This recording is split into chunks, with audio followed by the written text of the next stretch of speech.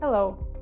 There simply aren't enough hands to choose fruit at the optimum moment and for the optimum price.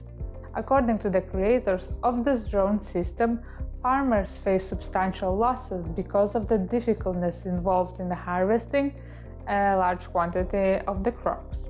Automating the harvesting procedure, according to the Israel team, may alleviate the difficulty.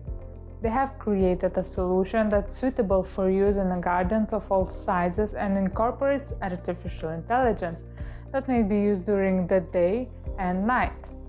Since no time is wasted on recharging the drones, and the wheeled module serves as both a collection platform and a power source. Drones are also able to determine fruit size and even ripeness, by the way. The method doesn't need food, lodging, or medical coverage and saves money on operating expenses. Thank you very much for watching. Subscribe for future videos.